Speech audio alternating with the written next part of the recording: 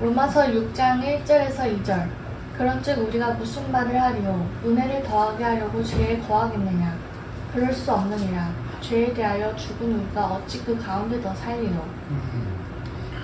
그러면 말이 좀 이상하잖아요. 은혜에 더하게 하려고 죄에 거하겠느냐? 앞에 이런 말이 있었다는 게 죄가 많은 곳에 은혜가 넘친다 뭐 이렇게 했다는 거예요. 그럼 뭐 은혜가 넘치려면 죄를 많이 져야 되나 뭐 지금이나 옛날에 좀 이상한 소리 하는 사람들이 있었나 봐. 그렇게 하는데 죄가 넘친다는 말은 죄를 많이 지어서 죄가 넘친다 그 이야기보다는 죄가 뭔지를 안다는 거예요. 죄가 뭔지를 알면 하나님의 은혜가 또 얼마나 큰 건지도 알게 된다 그 소리잖아요. 세상 사람들 죄는 잘 모르잖아. 죄가 뭔지를 사실 죄의 결과를 잘 모르는 거예요. 그래서 우리들은 죄로 사망이 왕노릇하는 육신을 입고 있는 이 실체와 죄를 안다는 건 그걸 아는 거예요.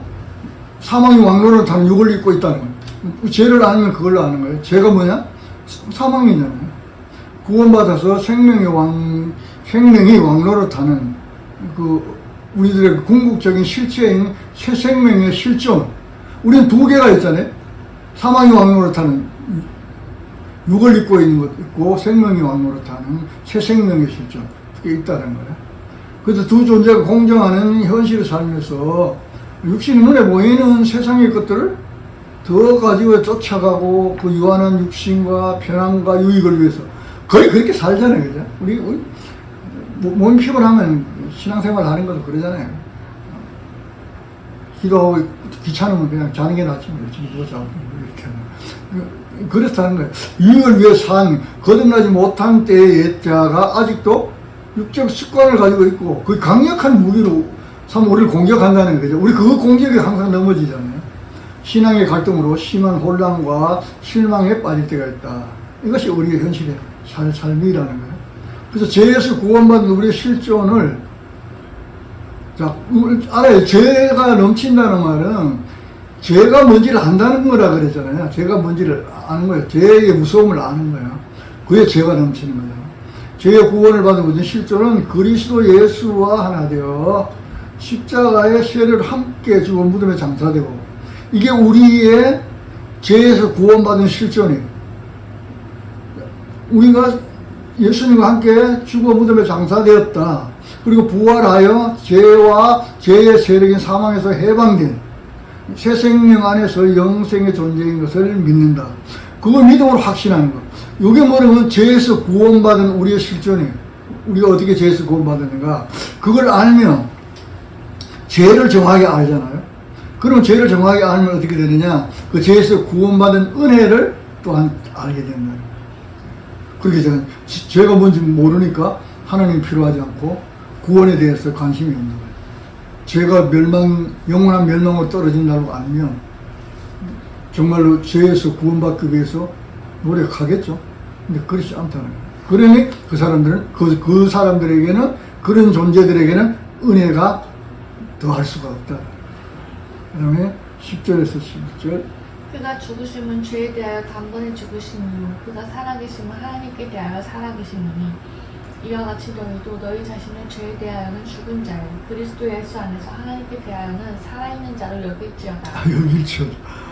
살아있는 자로 여길지어다. 사실은 여기는 게 아니라 살아있는 자라고 결정이 났죠. 그죠? 하나님 그렇게 말해요. 근데 우리가 시금을 보면 그것이 새로 살아난 살아있는 자 하나님에 대하여 예수 그리스도 안에서 살아난 자에 대한 현실적으로 우리가 어떻게 잘 안 느껴지잖아요.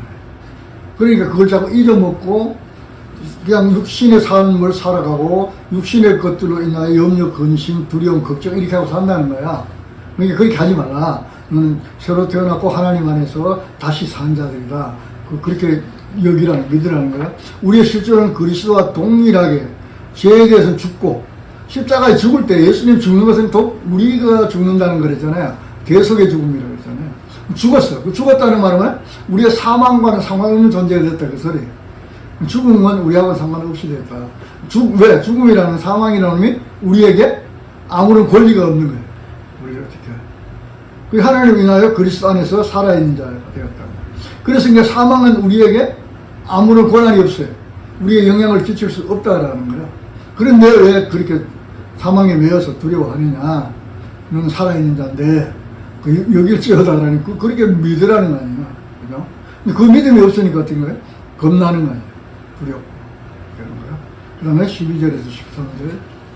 그러므로 너희는 죄가 너희 죽은 몸을 지배하지 못하게 하여 몸의 사욕에 순종하지 말고 또한 너희 주체를 불의의 무기로 죄에게 내주지 말고 오직 너희 자신을 죽은 자 가운데서 다시 살아난 자 같이 하나님께 드리며 너희 지체를 의의 무기로 하나님께 드리라. 죄가 너의 몸을 지배하지 못하게 하라. 죄 짓지 말라 그 말인 것 같잖아요. 죄 지면 죄가 나를 지배한다라고 하는 거잖아요. 근데 가만히 보면 그 죄를 안 짓는다고 죄의 종이 안 되는 게 아니라 인간은 우리 육신을 이끄는 항상 죄성이 있잖아요 우리가.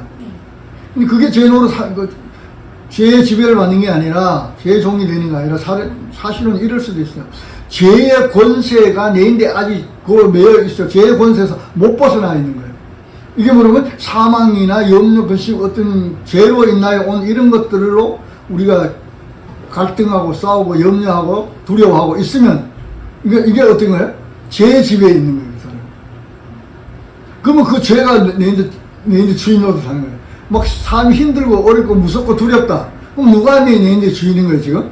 죄가 내 주인인 거예요 지금. 나를 지배하고 있다고.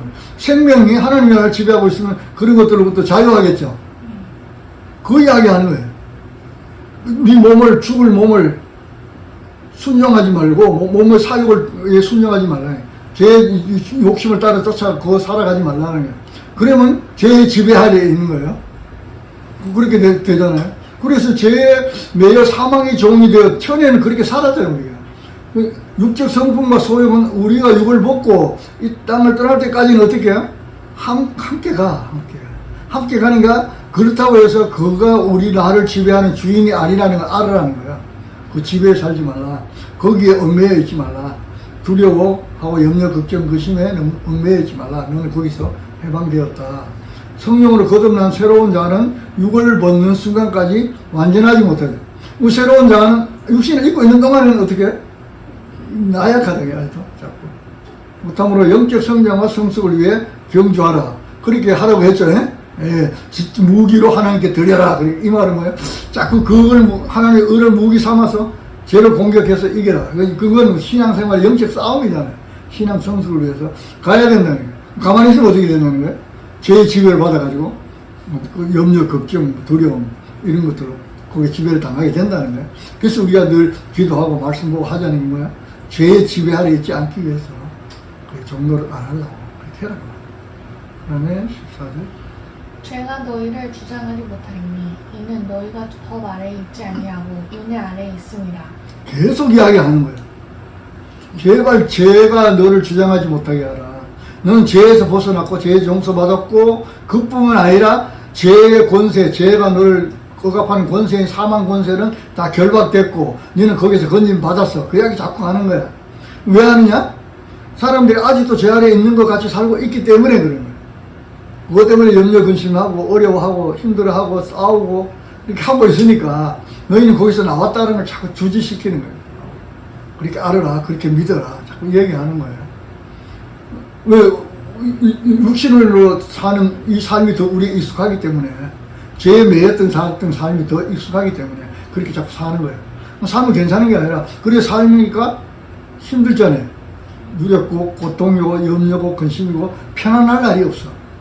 그러니까 우리 말하는 거예요. 너는 거기서 나왔어. 거기에 매여있지만 그거 왜 그러냐면 아직도 죄가 너의 주인으로 타고 있어서 그래. 이렇게 하는 거예요. 성도는 율법의 심판으로 죄의 종이 된 자가 우리가 옛날에 율법이 우리 죄지니까 율법이 우리를 심판했어요. 너는 죄인이다 이렇게 해본 거예요. 그러니까 죄의 종이 됐잖아요. 하나님의 십자가의 구속의 은혜를 덮었어요. 덮었다 그랬어요. 덮음으로 피를 바른다 그랬잖아요. 속죄 피를 바른 거예요. 율법이 정죄에서 벗어나 자유함으로 죄와는 무관한 자가 되었다. 그거 정말 좀 잊어먹지 말고 그거 믿어라.